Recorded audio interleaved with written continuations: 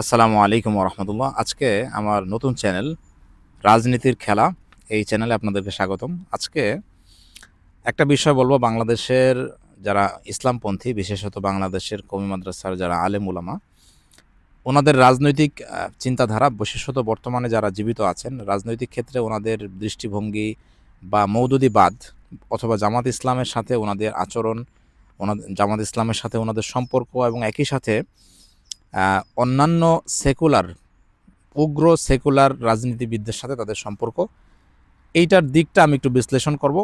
আপনারা যদি আমার চ্যানেলে নতুন হয়ে থাকেন, যেহেতু এই চ্যানেলটা নতুন, সবাই সাবস্ক্রাইব করবেন। ফেসবুক থেকে দেখে থাকলে অবশ্যই লাইক কমেন্ট করবেন। আর আমার আরেকটা চ্যানেল আছে ইউটিউবে, সহজ কওমি সমাধান। সেটা নিয়ে আমি মূলত বাংলাদেশের ধর্মীয় শিক্ষা ব্যবস্থার উন্নয়ন নিয়ে আমি আমার মতামত দিয়ে থাকি। সেখানে আপনারাও জয়েন করবেন ইনশাআল্লাহ। শুরুতেই বর্তমান রাজনীতিতে বাবুনগরী, অর্থাৎ মহিবুল্লাহ বাবুনগরী, যিনি চট্টগ্রামের একজন বিখ্যাত আলেম, তার কি বেশ কিছু আচরণ সামনে আসছে। আসলে ওনার এখন যে বয়স, এই বয়সে আসলে ওনার মিডিয়াতে যাওয়া উচিত না, ওনার কথা বলা উচিত না, কিন্তু উনি যাচ্ছেন নিয়মিত। আমার কাছে মনে হয় যে এখানে আসলে উনি একা না। আপনি যদি ওনার আগের বাংলাদেশের শীর্ষস্থানীয় আলেম ওলামা যারা ছিলেন, যেমন ধরেন আহমদ শফি রহিমাহুল্লাহ, তারপরে হচ্ছে শাইখুল হাদিস আল্লামা আজিজুল হক, ওনারাও কিন্তু শেষ বয়সে অনেক বিতর্কিত সব সিদ্ধান্ত দিচ্ছেন। মানে এটা হচ্ছে কি, ওনাদেরকে ব্যবহার করা হয়েছে। অর্থাৎ আপনার যখন হচ্ছে যে জ্ঞান বুদ্ধি লোপ পায়, তখন আপনাকে যে কেউ ইউজ করতে পারে। তো এটা আমি বলবো যে ওনাদের আশেপাশের লোক যারা, তারা মূলত ইউজ করছেন। তো আশেপাশে এই সমস্ত আলেমদের, বয়োবৃদ্ধ আলেমদের আশেপাশে যারা থাকেন, তাদেরও কিন্তু একটা দায়িত্ব থাকে যেন তাদের দ্বারা কি কোনো বিতর্কিত বক্তব্য চলে না আসে। যেমন বিশেষত আমির হামজা জামাত ইসলামের একজন প্রার্থী এবং একজন বক্তা, তবে তার এলমি ইস্তেদাদ নিয়ে বা এলমি যোগ্যতা নিয়ে বাংলাদেশের সব ধরনের আলেমদেরই দ্বিমত আছে যে সে হয়তোবা পপুলার, কিন্তু কথাবার্তা বলার ক্ষেত্রে সে তাহকিক করে না। যেমন কিছুদিন আগে রাসূল সাল্লাল্লাহু আলাইহি ওয়াসাল্লামকে উনি সাংবাদিক বলছেন। তো এখানে ওনার বলার ক্ষেত্রে ভুল আছে, এটা একটা মানে মীমাংসিত জিনিস। কিন্তু গুরুত্বপূর্ণ কথা যেটা বলবো সেটা হচ্ছে যে বাবুনগরী আমির হামজাকে যে গালি দিছে, এটা হচ্ছে চট্টগ্রামের গালি দেওয়ার স্বভাব প্রকাশ পাইছে। এমন একটা গালি সে দিছে, যে গালিটা সাধারণ কোনো ভদ্র মানুষও দিতে পারে না। সেই জায়গায় উনি দেশের শীর্ষস্থানীয় আলেম, উনি এমন একটা গালি দিয়ে বসছেন।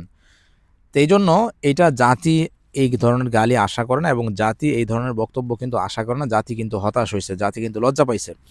কাজেই এই ধরনের জায়গায় যারা আছেন, ওনাদের আশেপাশে যারা থাকেন, তাদের কিন্তু দায়িত্ব, উনি যে এরকমভাবে যদি খারাপ কিছু বলে থাকেন, এটার জন্য এর দায় কিন্তু আপনারা এড়াইতে পারেন না। কাজেই সংশ্লিষ্ট ব্যক্তিদের ক্ষেত্রে আমি সতর্কতা আশা করি। এরপরে আসি, আমি বেশ কিছুদিন যাবৎ দেখতেছি বিএনপির সাথে জোট করা যাবে, কিন্তু জামাতের সাথে জোট করা যাবে না। এইটার ব্যাপারে ওনারা খুবই কনসার্ন, এবং বাংলাদেশের শীর্ষস্থানীয় যারা আলেম ওলামা, যেমন বিশিষ্ট ওয়াইজ বক্তা অলিপুরি, মাওলানা অলিপুরি, এবং আপনার বিশিষ্ট লেখক জাইনুল আবিদিন হাফিজাহুল্লাহ, আমার খুবই পছন্দের একজন মানুষ, এবং অনেক বড় বড় আলেম, এর মধ্যে জমিয়তের আলেম ওলামারা আছে, বিশেষত বারিধারা মাদ্রাসার ওবায়দুল্লাহ ফারুক, মাওলানা ওবায়দুল্লাহ ফারুক।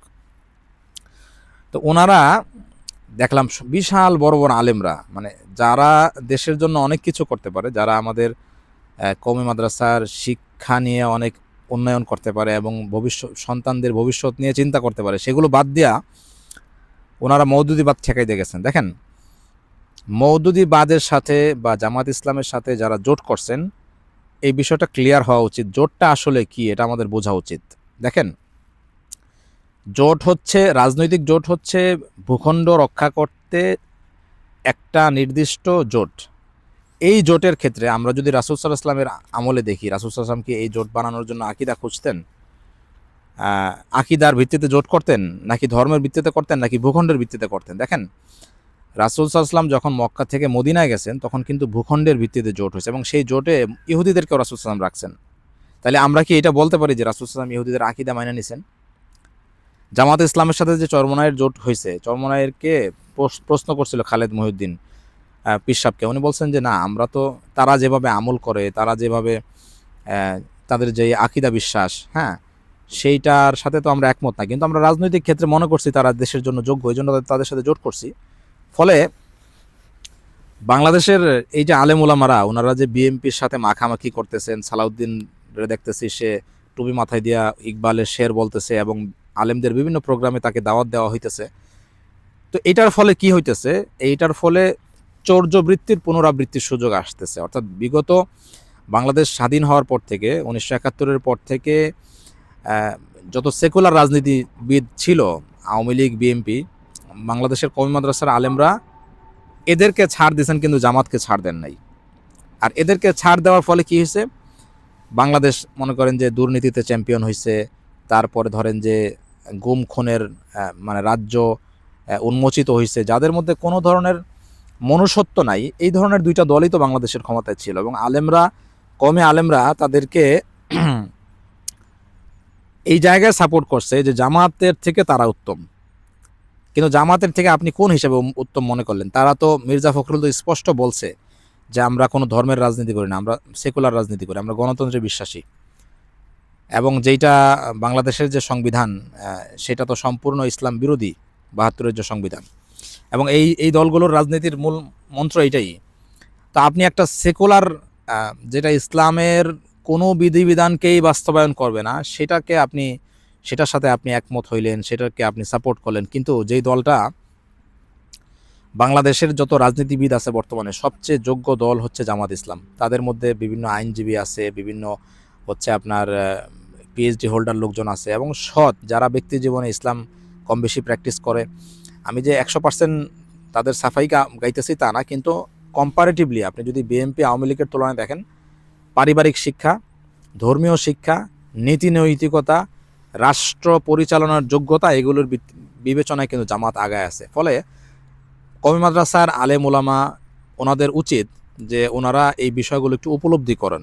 ওনারা যদি জঙ্গলে থাকেন, ওনারা যদি আধুনিক রাষ্ট্র ব্যবস্থার কিভাবে চলতেছে সেটা না বুঝেই কাউকে সাপোর্ট করেন, তাহলে কিন্তু ওনারা আপামর জনসাধারণের মানে ভাষা বুঝবেন না, তাদের থেকে অনেক দূরে যায় একটা কোনায় তারা অবস্থান করবেন, সেটাই তারা করে আসছেন।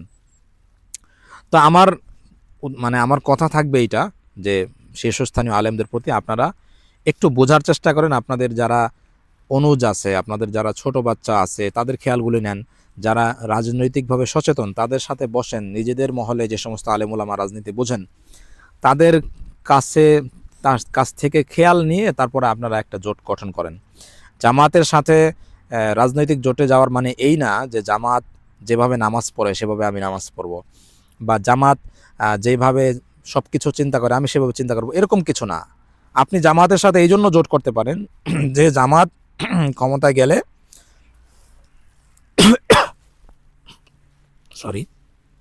জামাত ক্ষমতায় গেলে চাঁদাবাজি করবে না, জামাত ক্ষমতায় গেলে ইসলামী আইন কম বেশি, আমি বলতেছি না এইভাবে রাজনৈতিক এই সিস্টেমে যায় আপনি 100% ইসলাম কায়েম করবেন, সেটা সম্ভব না। কম বেশি ইসলামী বিষয়গুলোর গুরুত্ব দিবে। আর জামাত ক্ষমতায় গেলেই যে আপনাদের মাদ্রাসা বন্ধ করে দিবে, বিষয়টা তো এত সহজ না। যে কেউই চাইলেই বাংলাদেশের মাদ্রাসা বন্ধ করতে পারবে না। এই ধরনের যে জুজুর ভয়, অর্থাৎ জামাতের ব্যাপারে যেই ভয়গুলো আপনাদেরকে দেখানো হয়েছে, এই ভয়গুলোর করার তো যৌক্তিকতা নাই। এই ভয়গুলো আসলেই সঠিক কিনা এগুলো চিন্তা করে আপনারা আসেন। আর জামাতের 100% সবাই যে মওদুদি রহমতুল্লাহ আলাইহির মানহাজ, আকিদা এগুলো ফলো করেন এরকম কিছু না। অনেকে হয়তো বা এটা বুঝেনও না, কিন্তু জামাতকে তার কাছে ভালো লাগে, সেই জন্য সে জামাত করতেছে। আর মওদুদি রহমতুল্লাহ আলাইহির ব্যাপারে তো এইটা বলার সুযোগ নাই যে উনি কাফের। হ্যাঁ, ওনার কিছু লেখালেখিতে এগুলি পুরাণ কাসন দিয়ে, আমি এগুলি ঘাটতে চাই না, আমি এগুলি মাইনা নিতেছি। যদিও ওনার কিছু ভুল থাকে, সেই ভুলের কারণে কিন্তু ওনাকে কোনো আলেমই কাফের বলেন নাই, কাফের বলার সুযোগ নাই। হয়তোবা আপনি এটা বলতে পারেন যে উনি একটু ভুলের মধ্যে ছিলেন, একজন মুসলিম যিনি কিছুটা ভুলের মধ্যে ছিলেন, এতটুকু বলা যেতে পারে।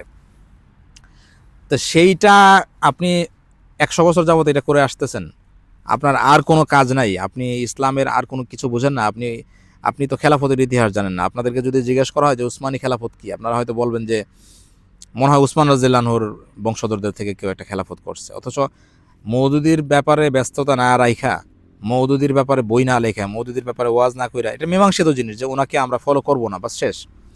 বই না লেখা, তার পেছনে সময় না কাটায় ইসলামের ইতিহাসগুলো পড়তেন, সেগুলোর উপরে বই লিখতেন, সেগুলি সন্তানদেরকে পড়াইতেন বা চিন্তা ভাবনা করতেন যে কি কি বিষয় পড়াইলে আমাদের সন্তানদের, এই যে মাহফুজুল হক সাহেব, ওনাকে দেখি উনি রাজনৈতিক মিটিংয়ে ঘুরেন। আপনার তো মিটিংয়ে ঘোরার কাজ না, আপনার যে কাজ দেওয়া হয়েছে শিক্ষা ব্যবস্থার উন্নয়ন করা, সেটা আপনি কেন করতেছেন না? আর মাহফুজুল হক সাহেব যদি ওনার দায়িত্বে কোনো অবহেলা করেন, সেটা সমালোচনা করাটাকে আমি জায়েজ মনে করি, কারণ উনি কোনোভাবেই আমার উস্তাদ না, কোনো ঘুরা ফিরাও উস্তাদ না। ফলে উনি বাংলাদেশের বেফাকের বেতন নেন, উনি ছাত্রদের শিক্ষা ব্যবস্থার উন্নয়নে যদি কাজ না করেন, এটা সমালোচনা আমি করব। এই ব্যাপারে আমি আসলে কাউকে কোনো ধরনের ছাড় দিব না, কারণ আমার কাছে, আমি বলছি আগে যে উম্মার থেকে বাইরে আমার কাছে কারোর গুরুত্ব নাই। বিগত 30-40 বছর যে আমরা ওনাদের ভুলগুলো সমালোচনা করি নাই, তাতে আমরা পাইছিটা কি? মানে আপনি কি ফেরেশতা? আপনি মানুষ হইলে আপনার ভুল হবে, এবং সেই ভুলের ব্যাপারে যে কেউ পরামর্শ দিতে পারবে। এই চিন্তা থেকে বের হয়ে আসতে হবে যে কেউ ভুল করলে সে বড় মানুষ, তার ভুল বলা যাবে না, ভুল বলে গীবত হবে, বিষয়টা কিন্তু তা না। তো এইটা থেকে বের হয়ে আসতে হবে। তো আজকে এই পর্যন্তই। ইনশাআল্লাহ পরবর্তীতে বাংলাদেশের সংবিধান এবং বাংলাদেশের রাজনীতির যে অসার শূন্যতা, সেগুলো নিয়ে আমি আমার এই রাজনীতির খেলা এই চ্যানেলে ইনশাআল্লাহ বিস্তারিত ভিডিও আপলোড করব, এবং আপনাদের কাছে ভিডিও কেমন লাগলো জানাবেন। এবং নির্দিষ্ট কোনো বিষয়ে, রাজনৈতিক, ইউরোপের রাজনীতি, বাংলাদেশের রাজনীতি, এসব বিষয়ে যদি কোনো সমাধান চান, সেটাও কমেন্ট করবেন, ইনশাআল্লাহ আমি বিস্তারিত ভিডিওতে বলবো। আল্লাহ হাফেজ, আজকে এই পর্যন্তই।